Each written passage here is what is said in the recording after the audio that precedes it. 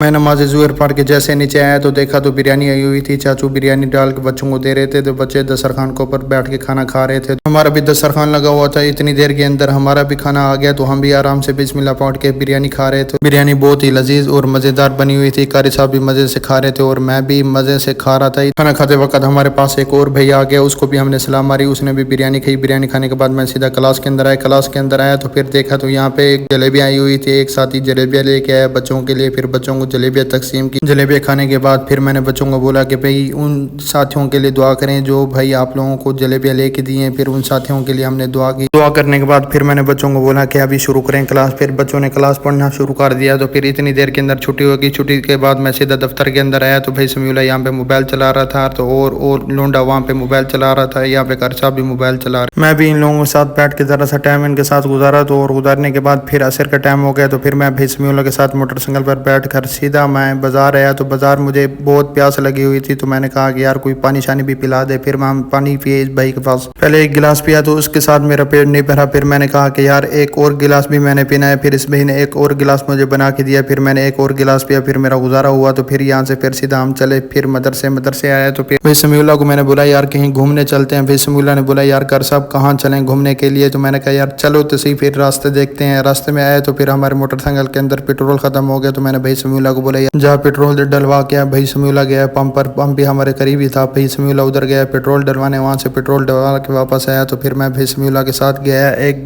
खूबसूरत जगह पर। वहाँ पर हम पहुंचे तो भाई समीउल्लाह यहाँ पर मोटरसाइकिल को लॉक लगाया। मैंने इधर उधर कैमरा घुमाया तो फिर देखा कि कौन सी ऐसी जगह है जहाँ पर हम बैठ कर मौसम इंजॉय करें और टाइम स्पेंड करें। तो फिर भाई समीउल्लाह ने बोला कि यार वहाँ फोटो शूट करते हैं। भाई समीउल्लाह ने अपनी जेब से एक कंघा निकाला। कंघा निकाल के अपने बाल सेट करना शुरू कर दी। 2 घंटे यहाँ पर इसकी मिन्नतें करने के बाद फिर इसको मैंने बोला यार मेरी तस्वीरें खींच दे। इसने बोला कि नहीं, जब तक मेरे बाल सेट नहीं होते मैं किसी की भी तस्वीर यहाँ पर नहीं खींचूंगा। इसकी मिन्नतें करने के बाद आखिरकार ये मेरी बात मानी। तो फिर इसने मेरी तस्वीरें खींची। तस्वीरें खींचने के बाद फौरन हम आ गए मदरसे आकर देखा तो कारी साहब दस्तरखान के ऊपर बैठ के आम भी खा रहे थे और खाना भी खा रहे थे। बच्चे भी खाना खा रहे थे। मैंने कहा यार ये कौन सी कदर सिंगी है जो आप लोग बैठ के हर वक्त खाना खाते रहते हैं। मैंने भी इनके साथ बैठ के खाना खाया। बच्चे भी खाना खा रहे थे। इतनी देर के अंदर फिर हमने खाना खा लिया। हमारा खाना आप दोस्तों के सामने ही। हमारे खाने में आम भी थे, अचार भी था और साथ सालन भी था, रोटी भी थी और कच्ची लस्सी भी थी। हमने खाना खाने के बाद अल्लाह का शुक्र अदा करने के बाद फिर हम जाकर सो गए।